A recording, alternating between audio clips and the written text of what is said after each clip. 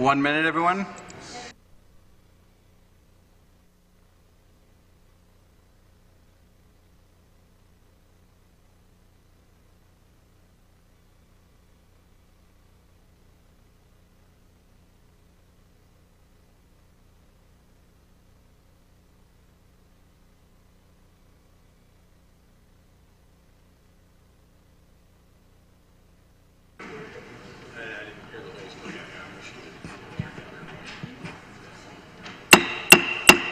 Good evening, ladies and gentlemen. I'm calling the meeting to order. Are there any disclosures of pecuniary interests? Seeing none, Councillor Wolf, we have the Indigenous Territory Acknowledgement. I'll let you take the floor. Thank you. We would like to begin by acknowledging that the land on which we gather today is the land traditionally used by the Haudenosaunee, Anishinaabe, and Neutral people. We also acknowledge the enduring presence and deep traditional knowledge and philosophies of the Indigenous people with whom we share this land today. Thank you. Paul Bochek, you can come to the podium. You have 5 minutes. He needs 2/3. 2/3 vote? Okay, because he had asked to speak, so. Well, I'll need a motion for a 2/3 vote. Does anyone want to move or second? Councillor Liggett, seconded by Mayor Craig. All those in favor? Thank you, Paul. It's a USB drive on which the presentation is, so you can follow on your screens while I'm going to read off it. BOU? Yeah. Okay, we'll CEK.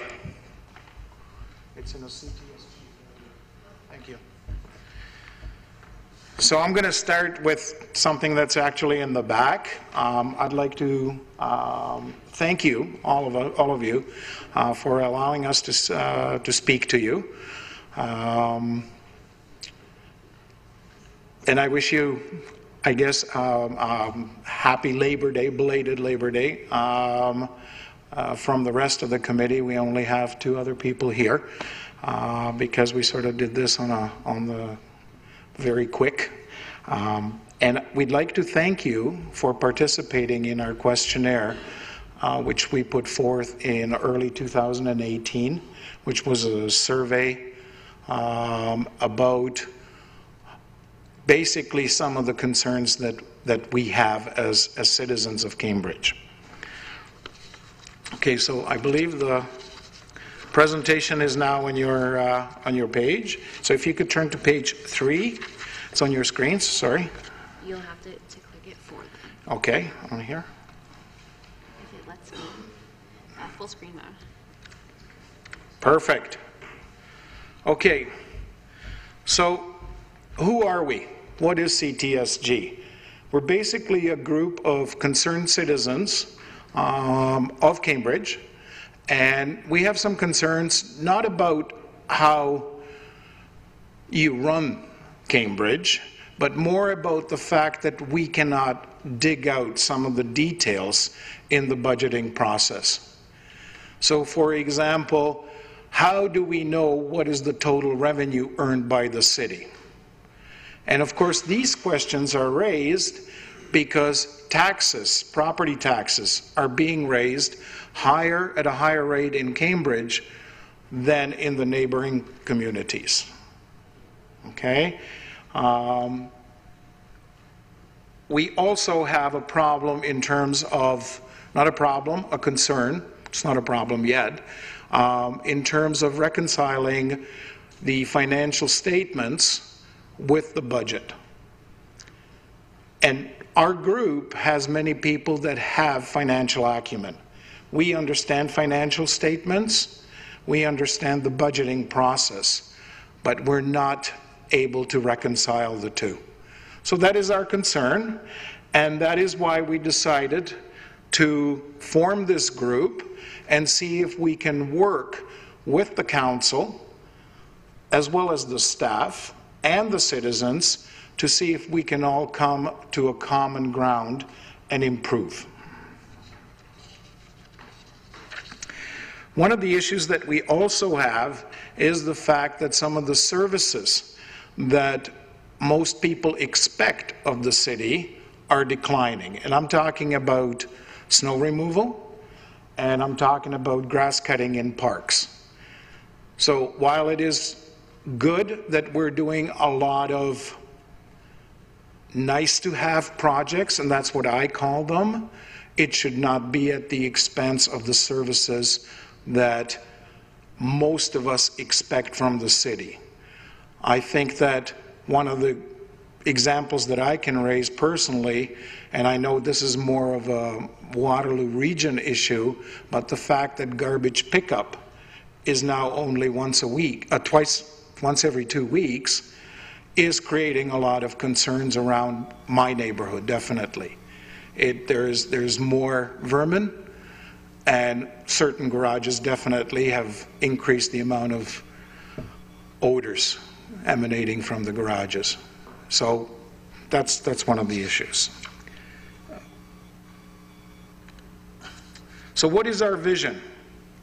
As I said before, we would like to work with the elected officials of the City of Cambridge to have a clear and transparent financial planning process that is accountable to its residents, the taxpayers, but also delivers local municipal services in an efficient and fiscally responsible manner. That's where we're going to go. And once we achieve that, we'll disband, because that's why we were formed. Is that the 5-minute? What was that? 1 minute? Okay, well then you can read what our mission is, but basically we would like to work with you guys in terms of focusing on the taxpayer to make tax increases affordable but also responsible. We would like to see resource-based budgeting as opposed to needs-based budgeting. We would like to see a clearly defined fiscal planning process. In other words, we want to know about the budget while it's being formed and not afterwards. And we would like to see the budget having been justified not to just the staff but also to the councillors. How we plan to do it is we'll be putting out a questionnaire. It has actually already gone out, and we're also open to personal interviews with you, anybody that requests it, to explain what we're more all about. Once we get the results from that questionnaire, we will post it on our website to inform the people of Cambridge.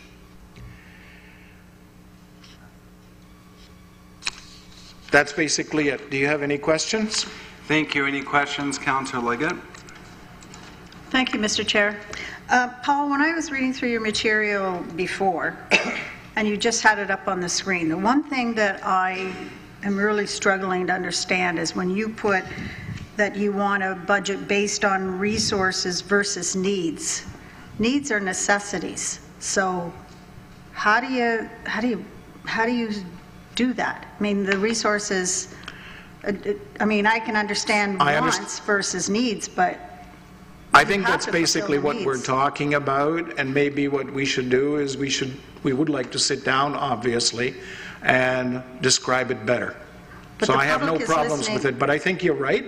It potentially could be, what we're looking for is a zero-based budgeting process concentrating on needs, not wants. So it could be a typo in the presentation. Okay, well that's what I was wondering. Yep. Because the public is listening, right? Absolutely. You know, and the media is here, so they're probably wondering as well, what do you mean? Because I'll have plowing roads are needs, right? Absolutely. Okay. Absolutely. I think it could be a typo, and we'll definitely correct it. Okay, thank you. Councillor Wolf? Through you, Mr. Chair. Paul, I'm a little confused. Who is in your group? So we have the list on our website. Is that Reg Peterson, Charlie Chipola? Yes. Okay. Yep, that's us. All right, so as far as I know, myself and most of council, or all of council, have already been through an interview process. We've already spent 3 hours explaining all the questions. So you're making it sound like this is brand new, that you want to meet with us and you want us to answer these questions, which we've just spent a lot of time doing. Right, so two answers to that. Number one is not all the councillors met with us. And the other the second reason is that we would like to put all the candidates on the same footing. And so if you explain to us that, yeah, we still stand for that, that's fine. We have your old answers, so that would be fine. Okay, thank you. Yeah. The original answers, yes. Yes, thank you, through the chair. Paul, what's your background? I'm sorry? What is your background? I am a fiscal consultant and a banker. Okay. I spent 20 years in Canada. Yes. And about 20 years in Europe. Okay. And the information that I looked at, you're wanting to keep the rate of the tax increase to the rate of CPI or less, is that correct? Primarily because we see that that's what most of the taxpayers are capable of doing, yes. Okay. Now that I get. But a good example is what happened in the city of Cambridge today. There was a substantial increase to put in Station 6. Right? And that Station 6 had to go in because it was, and that's what where a lot of the increase went, to be quite honest with you. And that's a need, not a want. You're absolutely Okay. right. So there's my point is there's going to be times when those anomalies are going to come up. All right, that again, it's a need, not a want, because that was a definite need, and we saw that today when the OPP station went up like Cheech and Chong and smoke. And I think everybody in our group, and I would say most of the citizens of Cambridge, will understand that there will be anomalies, and sometimes you'll have a budget overrun, and sometimes you will have a underspent on a budget. It's just a plan. Budget is just a plan. You can't foresee everything. But the budget plan should equate, the increase should not be higher than CPI. What happens after that? Absolutely, bring the person here and say, look, we need to, we need to buy more salt because we had a rough winter. Okay, you guys can vote on it, the council can vote on it to increase the budget in that regard. But it should be transparent and it should be reasoned out. In other words, it should not be the other way of saying, well, what if we have a budget increase? We don't want to go to the council, so we're just going to plan for 50% more than we expect and then raise the money from the taxpayer. Okay, thanks. Yep. Councillor Mann. Thank you, Mr. Chair, and through you. Thanks for your presentation, Paul. And just to pick up on what Councillor Devine said and your response to it, we do have a responsibility to make sure that we have funding available, and a prime example is the salt in the wintertime. So if we have how many frozen water mains did we have the first year that most of us were on council? And we did have a lot, and if we didn't have the contingency fund for that, we couldn't have waited to go to council and say, we've got half a dozen or more ruptured water mains, and we have to let them continue to run until we get a vote by council on whether or not we should spend the money. I agree. And so we have to have those contingency funds. So I just wanted to make that point. I think contingency... One of the other things that I wanted to ask you was, you said that there are declining services like grass cutting and snow removal, and you said that those were at the expense of other nice-to-do things. Can you tell me what some of those other nice-to-do things are that you were referring to?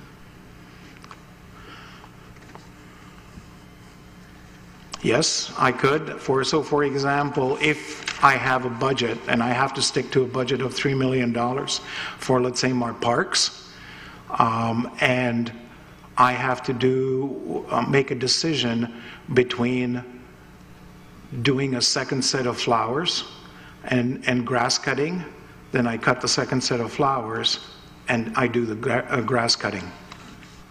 One is a want, the other one is a need. I thought you were referring to other things that we might do, and I would say that grass cutting and planting flowers are in the same category, but you're saying that roads and grass cutting are being lessened because we're taking on a new initiative or we're doing something that's totally apart from that? Potentially. I mean, I don't know the budget to the detail that you know it, and certainly I don't know it to the detail that the city staff knows it. I'm just saying that the overriding concern should be the taxpayer. Absolutely. I agree with you 100%, and I think everybody around the horseshoe here would say that the taxpayer is the one who's footing the bill, and we want to keep it as low as possible. And I think my comments when I opened up the Budget Committee meeting was, we need to remember who the taxpayer is, because the taxpayer is the one who's footing this bill, and we have to come in as close to cost of living as we can.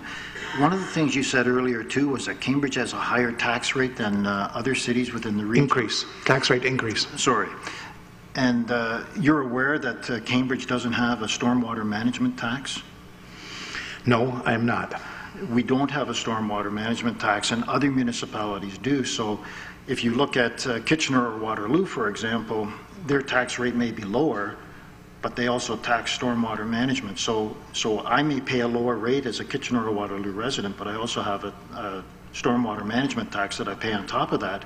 So we're not really comparing apples to apples. And that's one of our problems, is that we're not comparing apples to apples. Okay, and that's the transparency that we're looking for.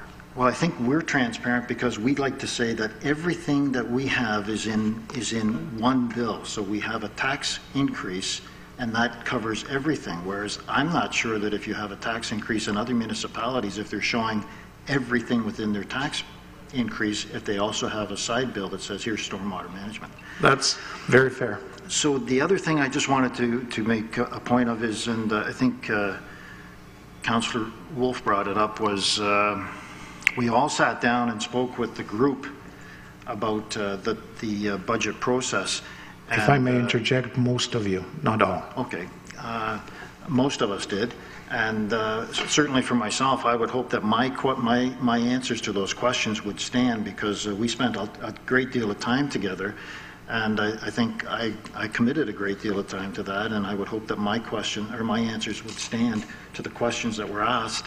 And when it came to would we be agreeable to working with your group as far as individual councillors are concerned, I think most of us would have answered yes to that. That's just fantastic. And I think that's what you want. Yes. And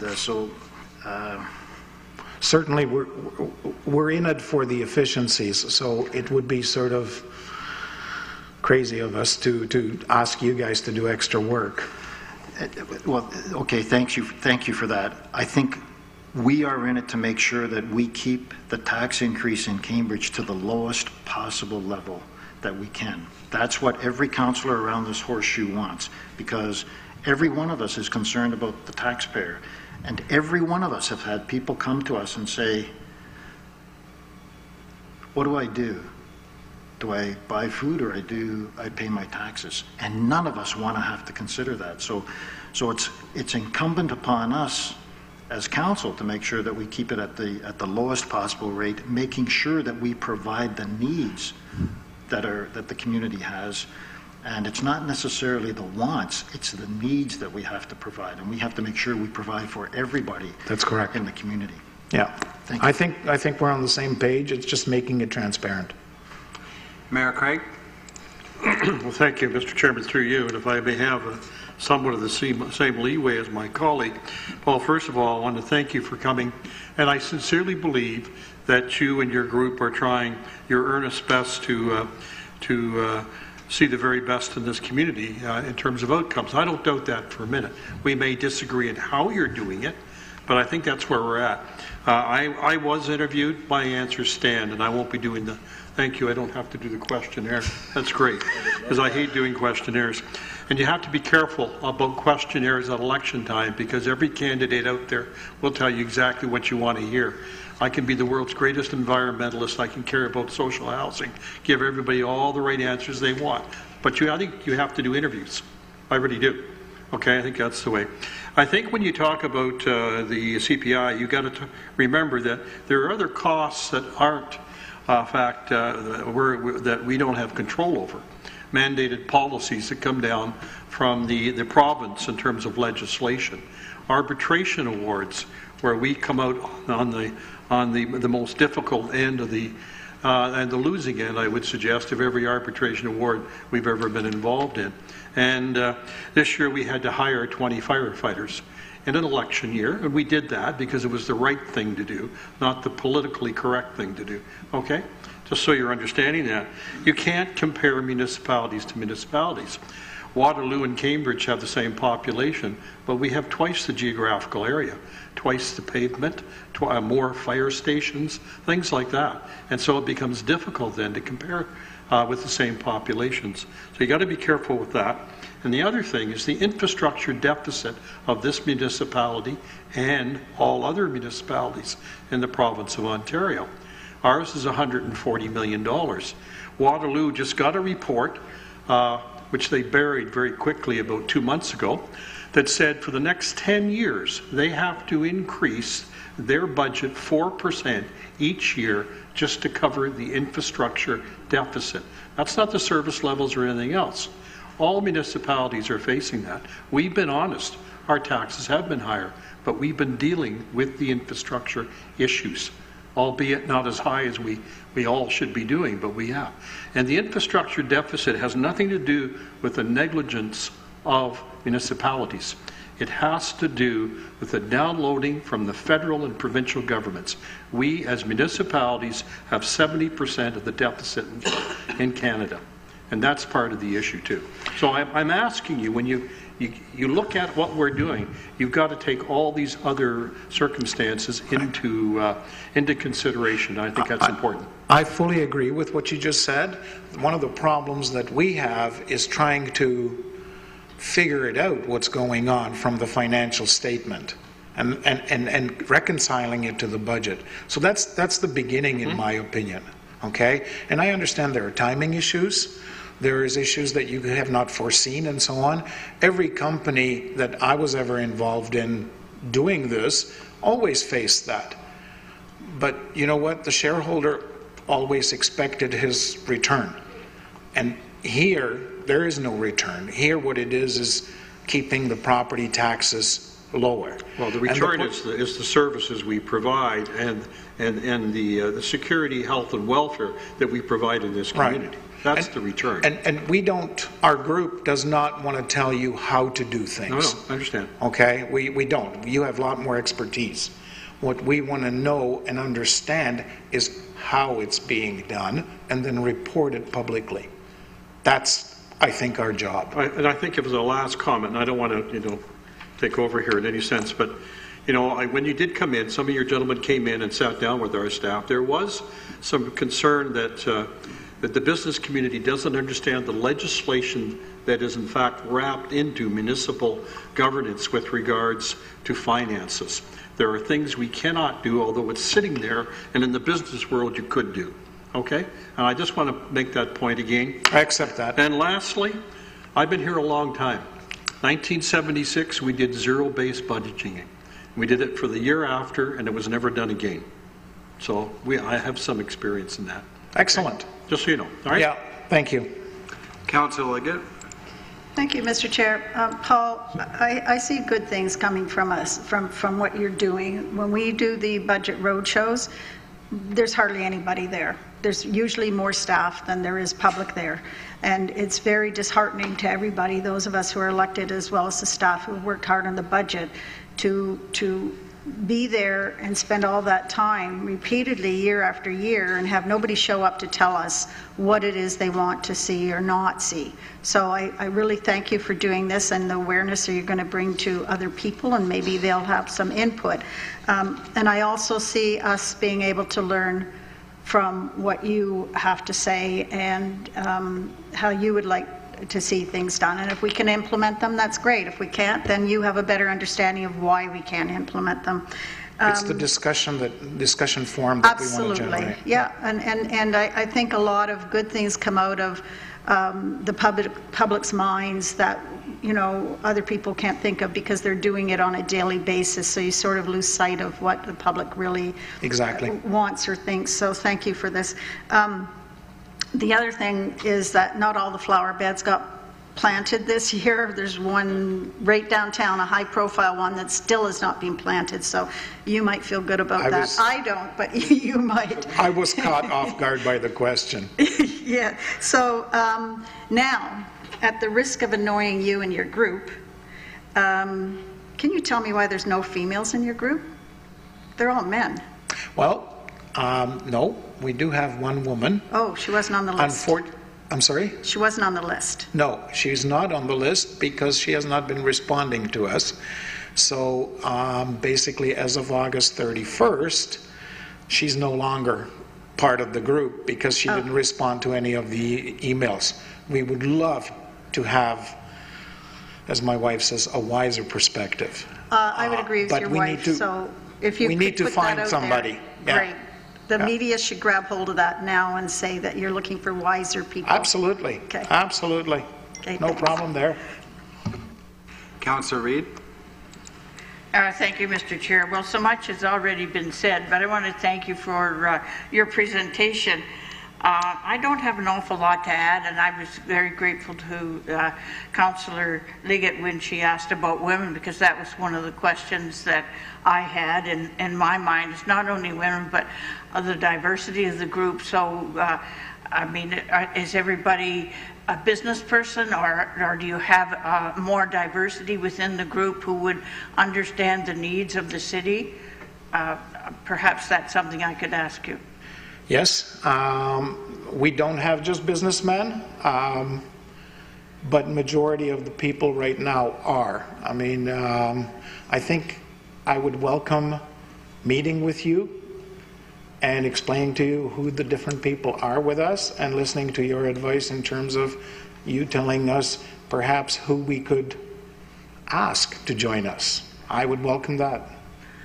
Well, I appreciate that very much. I know that since we just recently passed our diversity plan for the city, we have been looking at having all different races within our committees and all, making sure that we represent the people who actually live here in the city. And I think that when you're talking about something as important as the budget, you want to make sure that you're representative of the people who actually live here. Yes, and I definitely would say that we're not a closed group. And that's the only thing I can say to that, because whoever wants to join us, they're more than welcome. That's how I found out about it. I'm not a Cambridge resident. I lived in Kitchener a long time ago, and then we moved away, and then we decided to come back here, and I talked to one of the members, current members, and he says, do you want to see what it's all about? I showed up, and here I am. So perhaps the people out there who are watching this may find an interest and may want to get in contact with you. The other thing I wanted to talk about was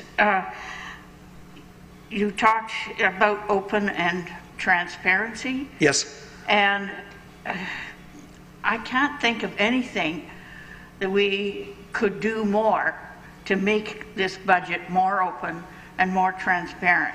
I know that we certainly have tried in so many different ways in which to get the information out there in a form that people can understand and perhaps pique their interest in being a part of the whole budget process.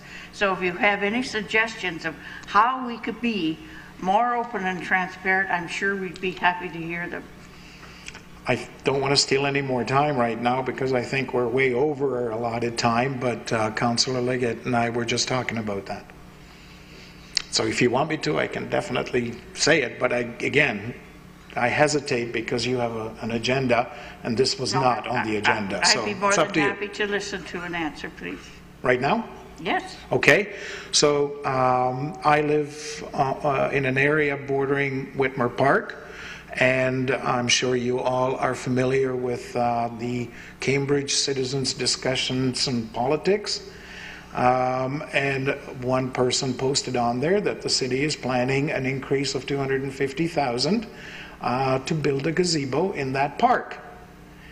And of course, a ruckus was raised and a lot of people joined the discussion. I stepped forward as well as other people did, in terms of Councillor Leggett also did, to calm the residents down. And I provided the answer after talking to Councillor Mehta and Stan Taylor, who's the architect, in terms of this is the letter that he posted, and this is where we stand in the process. And I think the problem is that the average citizen does not understand your capital budgeting process. So when you, or the letter said, we have requested a $250,000 increase in the budget to cover, and primarily it said the gazebo in the park, people took sort of the understanding that, oh, they just raised the budget for a gazebo by $250,000, which is the price for a house, because the land is already there. So that's the clarity that perhaps should be there in terms of saying, no, it's just been assigned a spot in the process and will go under due process, due diligence, whether that is something that the city actually wants to build or not. So that would be an example, for example, where the transparency and the clarity of the process is unknown outside of this chamber and the City Hall. So a further explanation on what is in an operational budget and the other budget needs to be made clearer to the public in some way, shape, or form. I guess my problem is we keep trying to do that, and we don't seem to be able to make many dents into the public as to how that happens. So my question was, if you had ideas about how we could make that happen. We do. Then I would. Yes, we do have ideas. Will they work? You know, we don't know that one, because, I mean, you know what's going on in Canada these days about history, and from what I remember, teaching history in a high school, at a high school level, was an impossible task. So, and yet these people are speaking up now what is right and what is wrong. So, same issue. So, Paul, I'd like to clarify about the gazebo. So the residents in that neighborhood, they've been pushing for park improvement for probably like well over a decade, ever since the park was built. And there's been no money set aside for the park improvements. Basically what happened is we, at the request of the mayor and other members of council, we decided to have a neighborhood meeting. Well, we decided to invite residents from the neighborhood into the city to meet with staff to basically talk about different ideas they have for the park.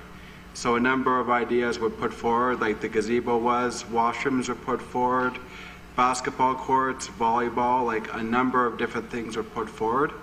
And then staff added it all up, and that's where that money came from. So it's not the cost of the gazebo per se, it's the cost of all the requests. And we made it clear to the residents that to do all that at once is probably not going to happen, but we want to have a follow-up meeting to see what is doable in the short term. And so the way the letter was worded, if there was any confusion, we're not spending $200,000 on a gazebo. I just wanted to clarify that. And none I of the know money that has because I searched for the truth. Yeah. But a lot of people don't. But I understand how some could get confused, and we were going to clarify all that at the meeting coming up on the 19th. Exactly, and I think what you're doing is the right way of going through the process.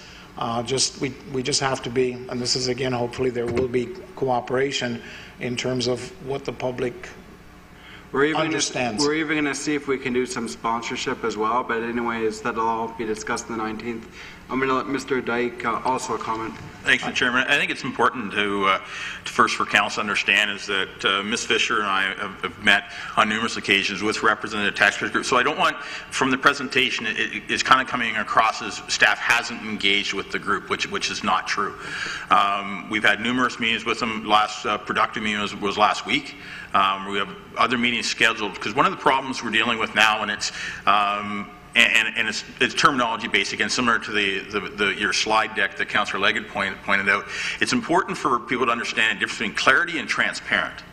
Okay, our budget process is extraordinarily transparent. There's no lack of transparency in the budget process. So it's important. Words matter, right? So it's important when we're putting words out there that they actually mean what you intend them to mean. And then I understand the discrepancy on that. From the clarity standpoint, that's Mr. Chipola and Mr. Peterson met with them numerous times, as well as Ms. Fisher's met with them again, and we're working on the clarity piece.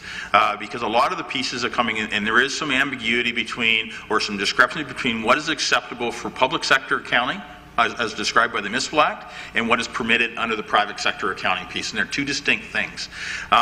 Because you'll hear things about cash-based budgeting versus accrual-based budgeting. We can't budget on an accrual basis as defined by the Municipal Act. But we can improve the way we report out, and that's what we're working on with Mr. Peterson and Mr. Chipola. Because we're always looking ways to improve our process, because any lack of clarity doesn't do us any good in trying to explain the process to the public. One of the things to keep in mind, again, is brought up by a number of times by council members here, is service level. Service levels as dictated by council with respect to, you mentioned grass cutting, and there hasn't been a decrease in the amount of grass cutting or snow removal in the municipality over the last number of years. But from a purely administrative standpoint, we are very close to the CPI index on the actual administration of the city. It's just at times you require investments in the corporation, similar to in the private sector. But those are the clarity issues we're trying to work out, is how best to describe those people. We are in the process of working with the group to bring back, to actually see what we can achieve in on a clarity issue. But I just wanted to put the piece out with respect to that there is no lack of transparency in our budget process. And lastly, Ms. Fisher and I met today to talk about a go-forward piece in dealing with, in working with the taxpayers group, and we will be putting a report together that talks about the discrepancies, talks about what we can change and what we can't change, and how we can move forward to improve our budget process going forward. And we would be more than happy, and as you say, we are working with you. I'm aware of the meeting that happened.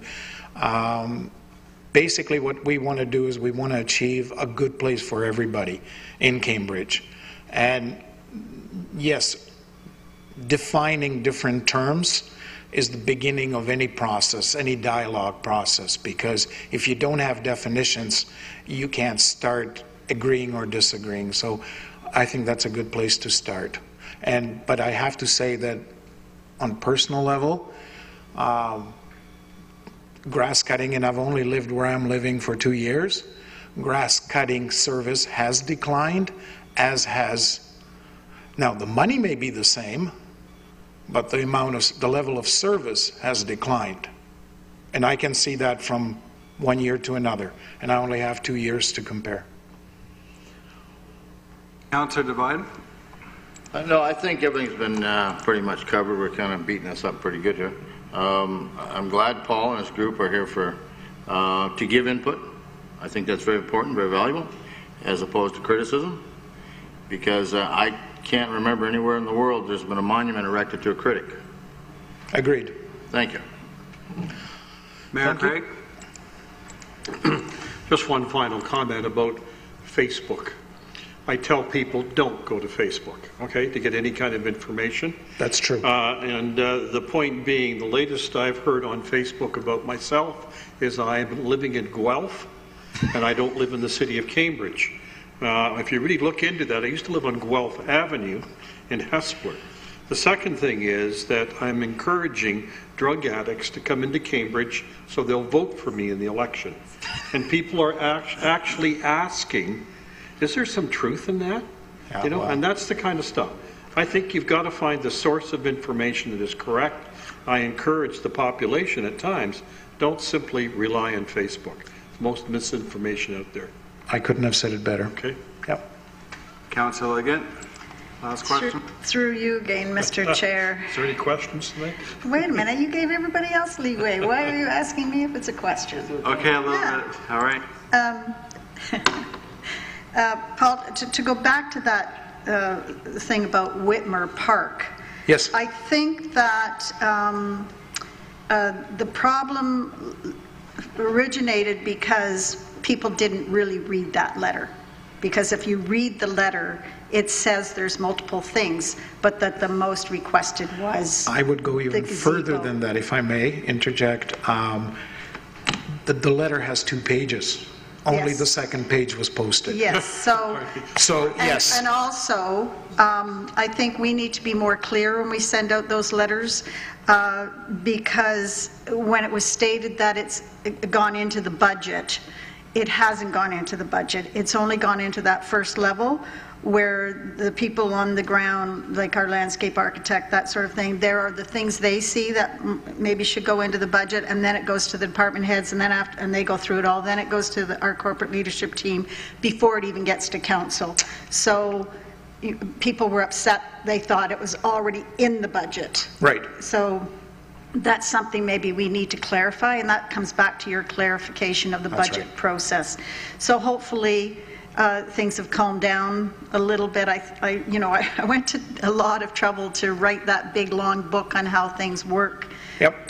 To accommodate that Yep. particular Facebook post, and I'm glad to see that people it's not our- are more understanding. We don't participate greatly on that. We primarily use it to see what the people are bothered by. Sure. So, and I wanted just to say that I was very thankful to Mr. Taylor, who responded very quickly to my request, email request, and did it well. So I think that's to you, Mr. Dykstra. That was addressed to you. Dyke, I'm sorry. I'm new to Cambridge, so I apologize for that, Mr. Dyke. Sorry. As he did a super job. Well, on behalf of the committee, we do thank you for coming in, and we are looking forward to having a constructive dialogue. We're always open to doing things better, and we do want to strive for improvement, so any feedback you have, we will review. We'll refer your presentation to staff. They'll have a look at it, and they'll continue to meet with you in your group on a regular basis to see what can be done. Yeah, I think thank you for establishing coming a good dialogue would be wonderful. So thank you to all of you. Thank you. Yeah, thank you, and have a good night. Yep. So we have the consent agenda. Councillor Devine.